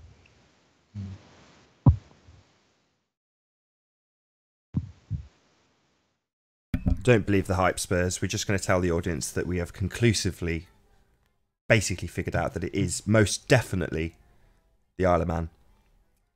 And Ireland. Mountain range of Ireland, to be specific. It is the mountains because it is slanting down a lot. So you can't see the coast of Ireland at that distance, but you can definitely see that mountain range. And that's what we're seeing. So the anticipation is killing the ballers also. I think they want, because most flat earthers already, I mean, we're doing this really. It's not for the flat earthers, because we already understand the mechanics of how things work, where we live.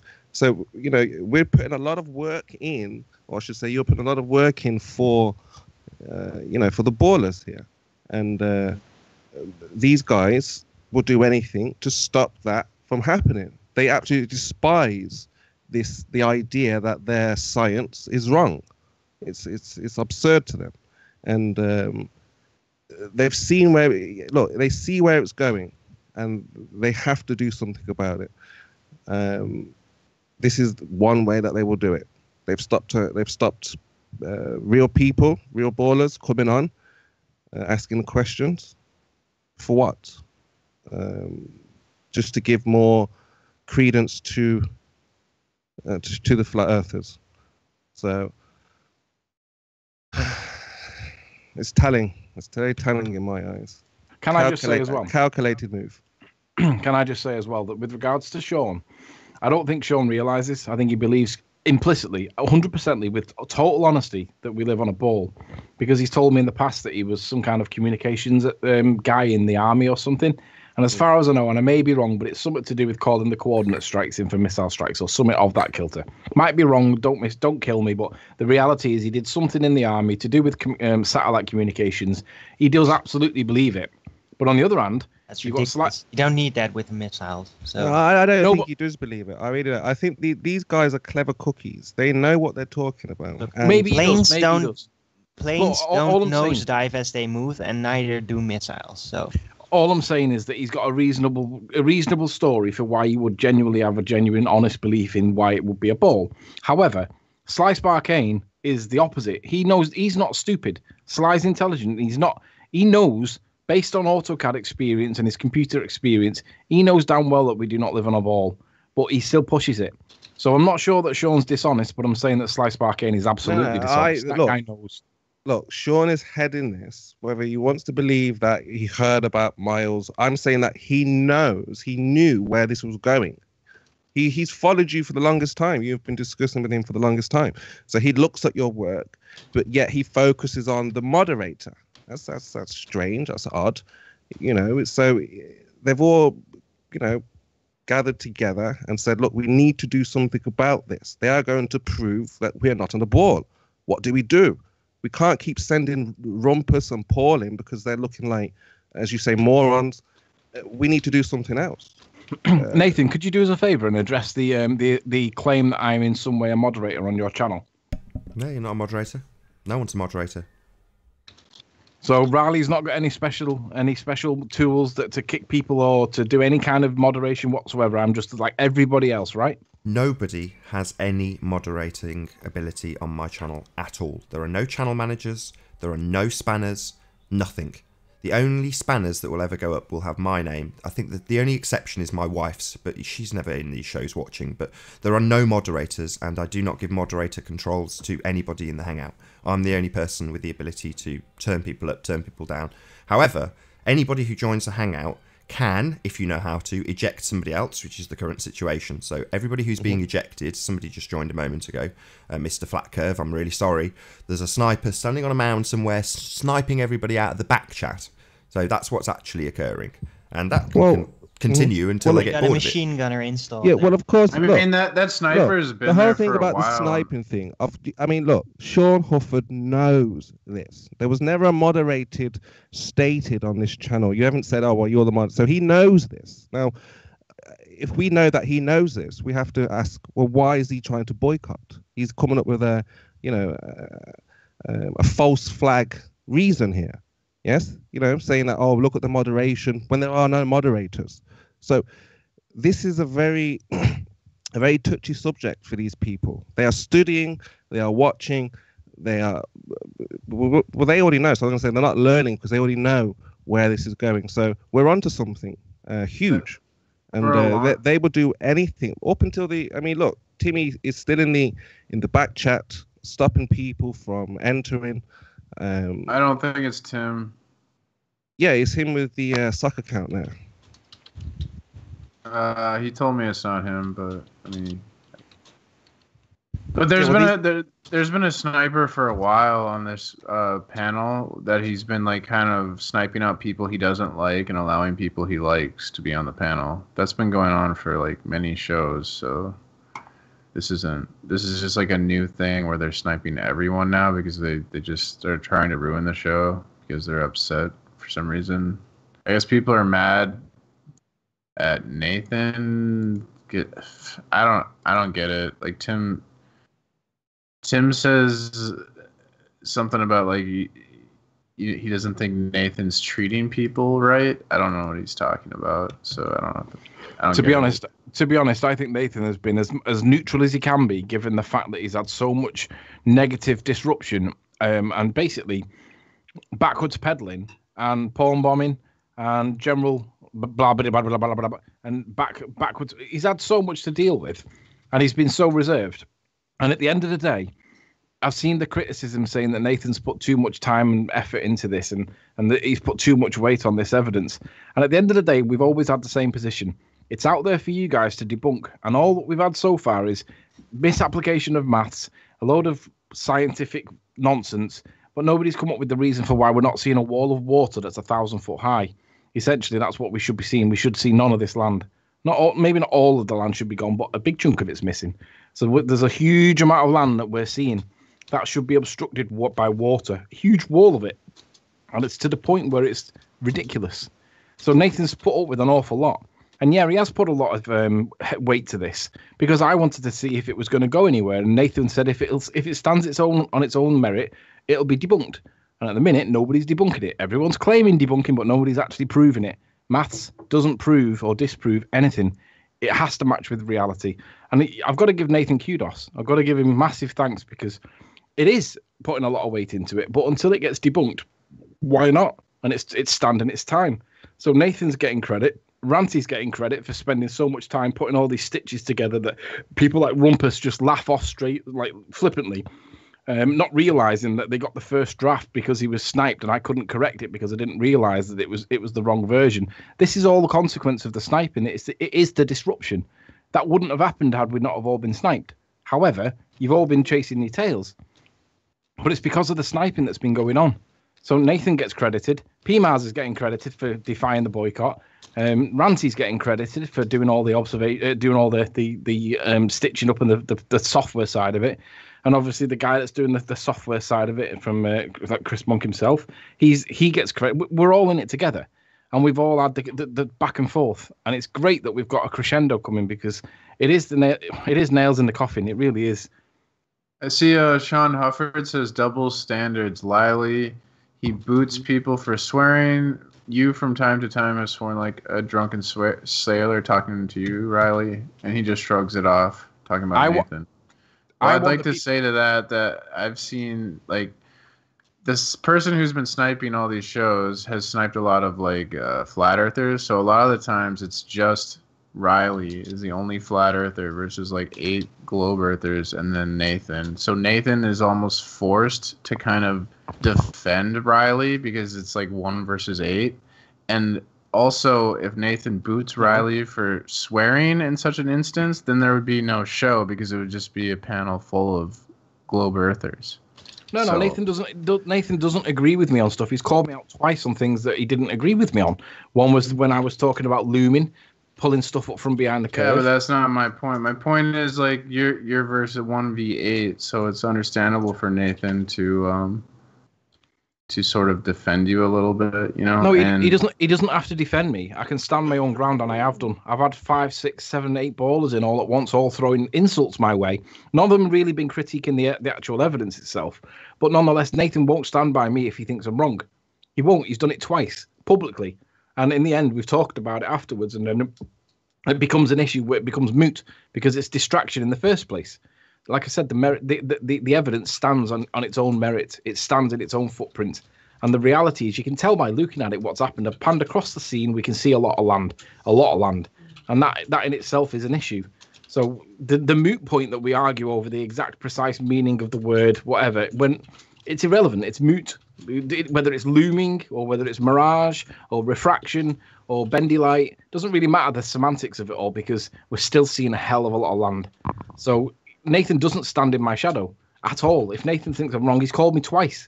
He's disagreed with me publicly twice. So it's not true to say that Nathan will hold my hand at all.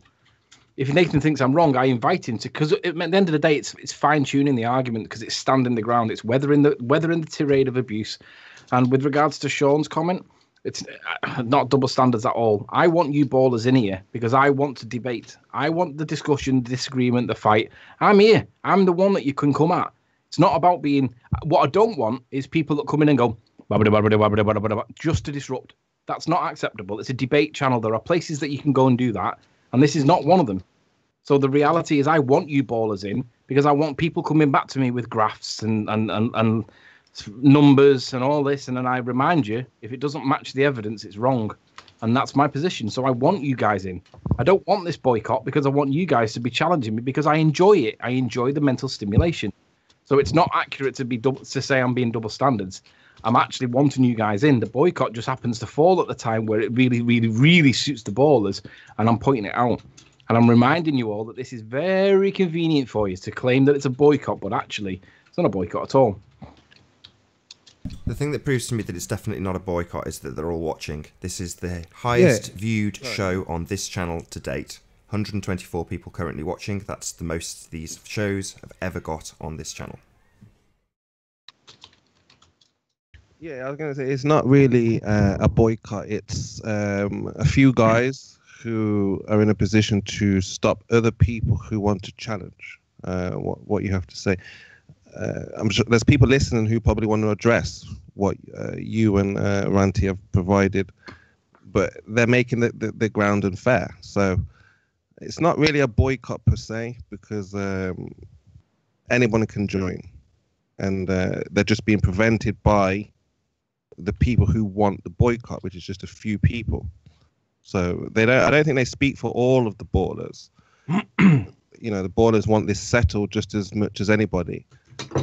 There's like a bunch of junkies and addicts who have formed like a social group around hating on flat earthers, and I've seen their hangouts, and I was in their Discord last night. So I think it's a testament to flat earth that you've created an entire community around you for people to come together and hate you guys.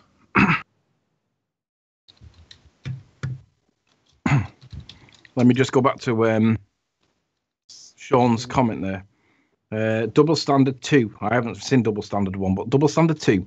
Sean asked politely to use a small clip. Nathan demanded I credit the source. I don't think a demand is the correct word. I think it's a reasonable request. And it's exactly what you would do. And just remind, for the record, Sean, when we stopped speaking because you made a claim that you were seeking legal advice or legal ramification against me, but refused to show any evidence whatsoever that you were doing so, and I called you on it, and again, you shriveled away like into a hole like the worm that you are. I didn't demand that you take down the parody video that I contributed to, did I? And I could have done. I could have removed the permission for that clip to be on your channel, but did I do it? No. Did I think about it? Yes. Did I think about it long and hard? Yes. But you know what, Sean? I'm not actually a bitch. I don't mind taking the piss out of myself. I don't mind the banter. I enjoy it. However, it's not double standards because you asked politely to use a small clip that he granted you permission to use and demanded credit to source. That's not being double standard when we've had all of the copyright material that I own has been played up and down his channel for weeks. 30-odd hangouts. So Anthony has uploaded large clips with no credit to Nathan. Actually, they've all been credited to Nathan in one way or the other because everybody knows that right now we're all talking about this. And if there's any part that Nathan's unhappy with and he demands that I put some creditation to it, it's not a problem because it works both ways. We're both using each other's material. In the same way that we're using Ranty's material, in the same way that we're using Chris's material, we're all sharing the material independently of each other because everybody knows that we're all collaborating to try and see whether the truth is the truth is the truth. So it's not being double standards, Sean. Nathan chooses where he applies the requirement to credit the source. It's not double standards because it is the expectation. He just relaxes it when it's not contentious with flat earthers. And he probably doesn't even relax it. And if Nathan wants me to go back over something specific and put a link to it, I'll do it. But there's enough information that's going between 4 different people. It becomes too laborious to demand everything be credited actually and whatever. But if he wants me to, I will. I'm not going to address the first one because I haven't found it yet.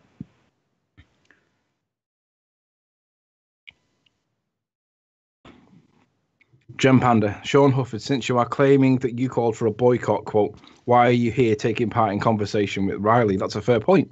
You might as well just go in the hangout. No, because it means that the boycott has to end. And at the minute, we're quite enjoying getting the one-way conversation with the sniper on guard. Because it means that we can speak freely and criticize anybody and everybody however much we want.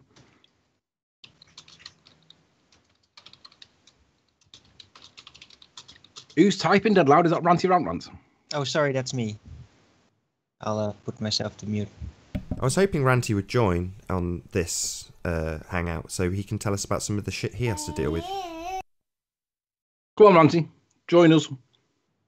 I think you're part of the call, Ranty. Is he? Yeah.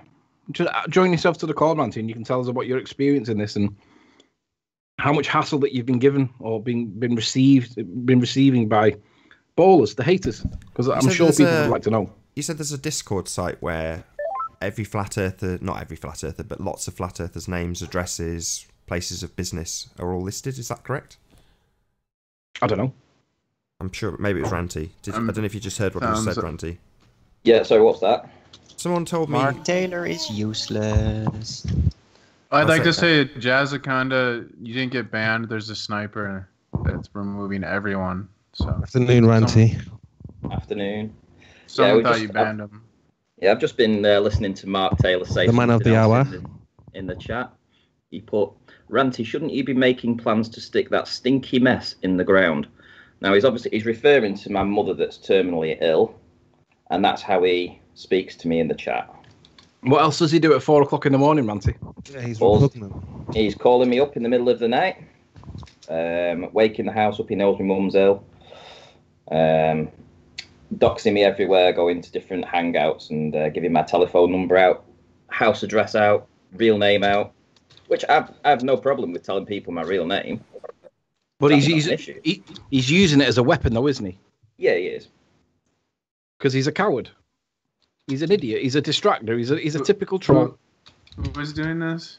Mark Taylor. Hey there, guys. How you doing? Mark Taylor is a useless. Hold on, sorry, we've got a guest that might get something in. We'll see. How you doing, A4? How you going, Nathan? How you going, guys? Good. Hey, Adam, what's going? See how long you last. Yeah, just to clarify what you were saying earlier, Nathan, I'm echoing. Yeah, go ahead. Have you got the other hangout? I don't hear an echo. It's just you. I don't hear it. I don't hear echo either. Have you muted your watch page? Everything's all good. Everything's functioning fine. Mute the YouTube.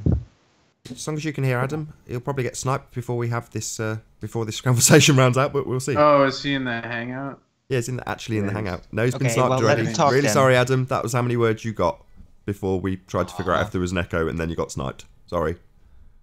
He did pretty well. Essentially, they've been told, if you don't like it here, you can go. And rather than voting with their feet, they want everybody to... Admin name, Anthony Riley. So you've got people now doxing you in this hangout as well, Anthony. Doesn't matter. All my information is publicly available. I'm not afraid. It makes no odds to me.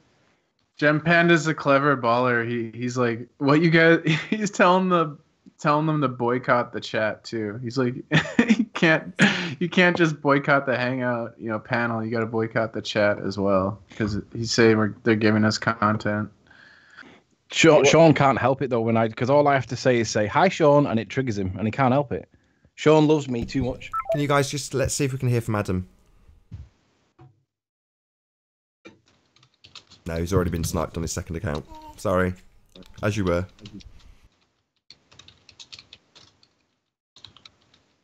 Yeah, they think that handing out numbers to people to call us up throughout the middle of the night and harass us constantly, they think this is going to stop us from just producing videos and showing the flat earth. I mean, this is the derangedness that they've gone to, where everybody seems to know our telephone numbers and we get called constantly.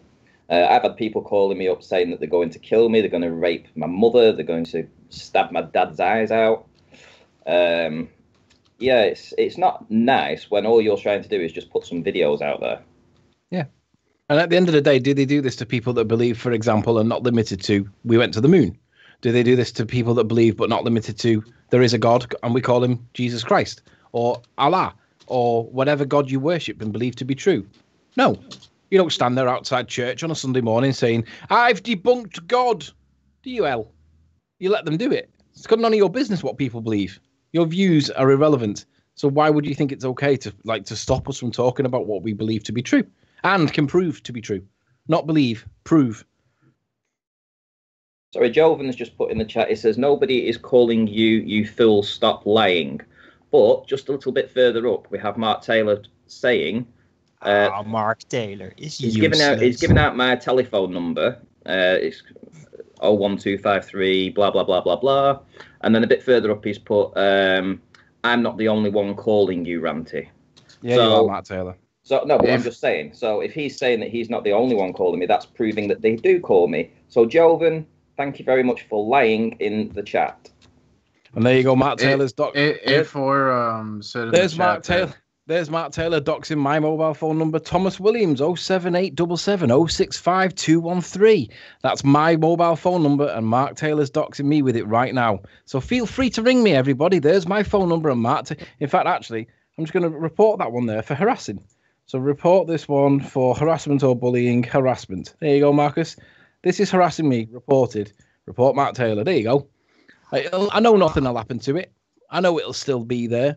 But I just want everyone to know that Mark Taylor is literally doxing people right now in chat because he's... Do you know what, Marcus? You're not he's not worth putting out your phone number. That's not allowed. No, he's put my landline number. Oh, you gambled too far, Mark Taylor. A4 your said stupidity just bit yourself in the ass. Riley isn't A4 said he had joined the panel. Useless. He was just going to confirm that there is a page full of flat Earth addresses and personal information. He was just going to confirm that, I guess, is what he's saying. Well, they use it as a weapon, but the reality is all you've got to do is put my name in on Google and you can find me within 2 clicks. Like probably 1 click, actually, because I've got a limited company. It's registered. It's publicly available information. You can find me in 1 click.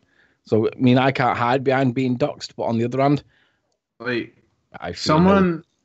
Someone just died in America over someone gave a false address and the guy got a swatting.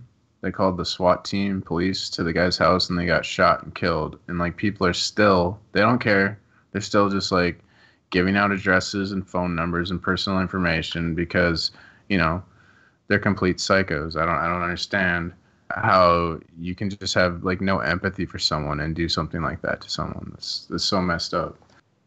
Well, you lose all your character, you lose your emotions, you lose your conscience, you lose your shame, you lose everything, and all that's left is just a skeletal troll that can do nothing but, well, basically pump out piles of crap everywhere.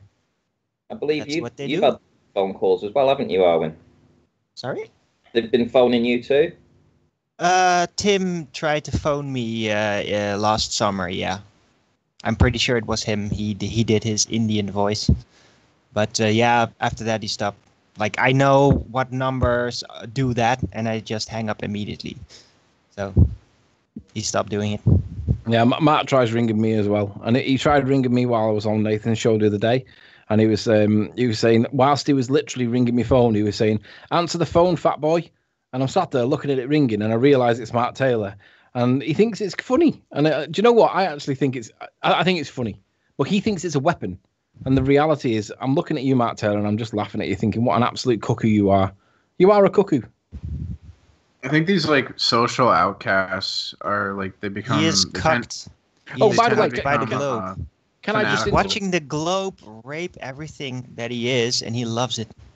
Can I just say to everybody, if everybody goes to Google and types in Mark Taylor postman convicted, and then read the article that pops up, it's describing a Mark Taylor from the down south somewhere. I can't remember exactly where it was, and he was charged with harassing. Is this necessary to sink to their level? Well, just read the MO of the bloke that's in the newspaper article. Just don't sink to that level. Right. Don't put yourself in that position. We can't prove that that's him. So it doesn't matter. Either way, ultimately... there's no need to. That's what they want. Yeah, these guys are already at that level. They want to drag you down to it. Now, I've been down to that level with Tim Osman. It's not a pretty place to be. Well, yeah, sometimes when you Antonio just gotta say something. When Antonio was doxing me, Ball Earthers were giving me Antonio's information until so I could dox him on my Hangout, but I didn't do it because how can I criticize Antonio for doxing me and then dox him? That's hypocritical. So people, I don't know, you don't. I don't know what my point is, but yeah. Well, it appears now that we have Tim Osman in the back that's actually putting Anthony's details up full details in the. Doesn't matter to me. You don't know it's Tim Osmond, like, just because their name is Tim Osmond, because people make fake accounts of other people, so you can't really say who it. You shouldn't say who it is. Check the subscribers. If it smells like dog shit and it looks like dog shit, it's probably dog shit. Or it's a Glober. Really, Riley? Because I thought, what happened to your like ice cream analogy? Because don't you need evidence to believe something? And if anyone can make an account that says Tim Osmond and go into a hangout and post whatever, like, how can you just say that it's him? You know, you need better evidence. It's a social suspicion. It's not science. I've got to go with PMARS on this one, because PMARS, I don't know why you use Tim Osmond as an example, because you could say this firsthand, but in reality, you have suffered this more than anybody. So people accuse you of doing all of the things that occasionally you have admitted to doing. So you'll go in and you'll say, yeah, I did X, Y, and Z. And then someone will therefore assume that every single time that happens, it's you, and they'll blame you. And I would imagine that, you know, just being honest that you've done something a little bit naughty, leaving you in a position where everyone assumes you're the devil, is a horrible position to be left in, when you're constantly being accused of doing this and that and the other, and you're probably in bed or out with your mates or doing whatever you do and nowhere near a computer at the time. And, you know, I know this from experience with you personally, that I know you've not done something that you've been accused of. You know, you might have been chatting to me for an example, and you're being accused there and then of doing something vicious, and it's like, whoa, P. Mars isn't that guy. You know, he's just a guy. There's like the reputations people have, but there's also like this community that I was talking about. They'll make fake accounts and they'll have like, I've seen there's a fake account at Twitwood where they actually went to as far as like making the subs count the same as Twitwood's real account. Like, there's these people obsessed with making fake accounts, and then when they do make a fake account, they go around and they like do a bunch of horrible things, and then people will blame the person they think it is or whatever. Jaron had that with his entire account. Do you remember when, this is 2 years ago approximately, Jaron Campanella of Jaronism had somebody literally mirror all of the videos that were on his account and start gaining subscribers and views, and was monetized. The whole shebang, a complete, not just a sock, a totally fake Jaronism. I'm a good man. I'm live on with Nathan at the moment now. Have you not seen him live? Oh. Is Jaron live now? Well, I think they tried like suck cloning pretty much all flat earthers, so I've seen accounts of everyone, fake accounts, mine including. So you mean to say you weren't the person muting me all the time, Arwin? Me? You were muting me constantly. I know you might were. Have, but I saw I'm not your that account. Yet. I saw you muting me. It's all documented. Oh my god! So a guy has a One Stop for Gamers account, which is mimicking one of Dread. You've Been Exposed, one of his accounts, his gamer YouTube channel or something, and then so he used Dread's fake Dread channel and sniped another Flat Earth panel, which upset these people. And these people, I think this guy's name was Danny. He thought Dread had sniped his hangout, and like it caused all this like a huge fight, and the Globe Earthers are just laughing because they caused a huge fight with their fake accounts, and they like get off on, messing up people's lives, I guess, or something, like they're causing drama. It makes you wonder though, for people that just don't believe in the flat Earth, why would they hang around flat Earth? Why wouldn't they just go and do something different with their lives? Why is it so important for them to come on and debate? Because they're neurotically compelled to do so. Because they are religious fanatics, and they have this neuroses ingrained in their entire being, subconsciously, to pretty much latch on and try to destroy anything that conflicts with their religion. They don't even know it themselves. That's what that is. That's why they do it. Just in case you lot were wondering, that phone call wasn't actually Mark Taylor on this occasion. It was somebody else. He doesn't ring this time of the day. He only rings at silly hours in the morning. I'm going to turn down the Skype side of this Hangout just to do my final link. So there's approximately 10 minutes left on this live stream. If you are new to this channel or you have not done so already, be sure to subscribe and hit the bell notification icon to keep up to date with the Flat Earth debate. If you would like to support this channel, there is a super chat that runs alongside each of these live shows while they are live. But most importantly, if you would like to join the debate, there is a link in the info box below this video. With the page you are currently watching on mute, simply click that link to join the panel and express your views on the shape of the Earth. There are a couple of rules. Number one, please don't swear. If you do, you'll be ejected. And if you are, please don't try to rejoin the stream. You'll be warmly welcome back on the next stream. As I say, if you've not done so already, please share the show. And if you've not done so already, please subscribe and hit the bell notification icon to keep up to date with the Flat Earth debate. There is approximately 10 minutes left on this broadcast.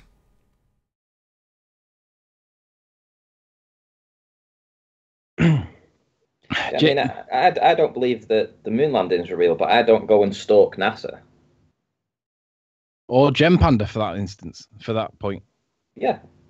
You know, I mean... There's plenty of NASA locations and NASA museums and all that stuff that we could actually go out and explore at some point if we got some proper funding to do this. But we could actually go and stalk NASA. Yeah, but this is a good lesson for the public in general anyway, that when you have a strong truth like this, how will the opposition try to go about stopping it? This is what they will do. So, you know, you have 120 odd people watching. People are eager to find the truth, and it's being prevented. This is what, you know, the system does to control their paradigm. And this is a small paradigm that seems to be growing, and they're desperately panicking to put a pause or to halt. They simply think that it will go away. If we do this, you know, this thing, it will just go away and we'll forget about it. But I think as long as we present the information and show that we're not on a ball, that we see things that we shouldn't see, I think that's what will win the debate overall anyway. Not this back and forth, you know, having a heated argument over something that's apparent.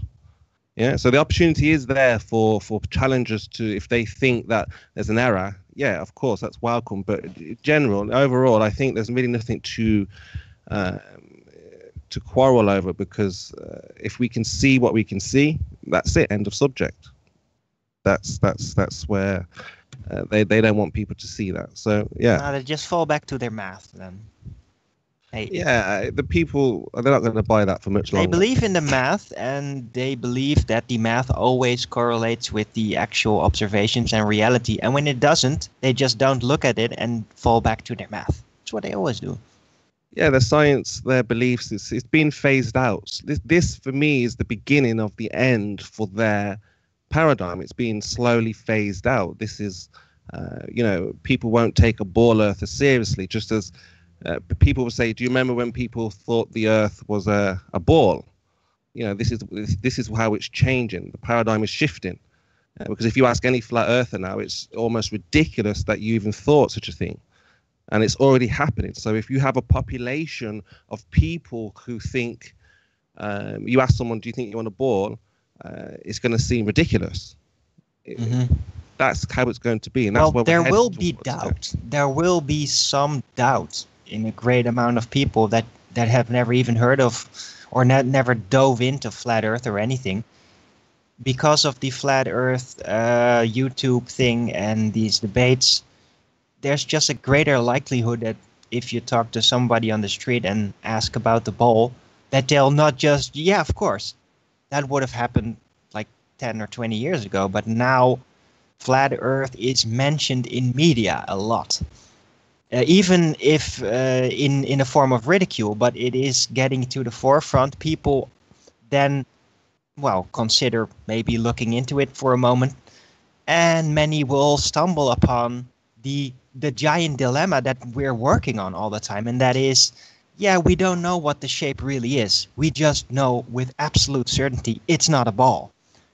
So people will eventually be more likely, even the ones that are not really into it, that they will answer, yeah, I heard that it's not a ball. And that's that's going to be their default then eventually. That's what I believe.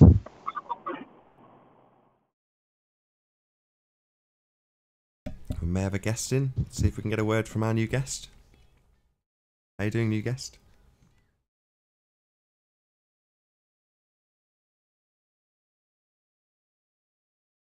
Nope, maybe not. There's a machine gunner there. You can't get a word in.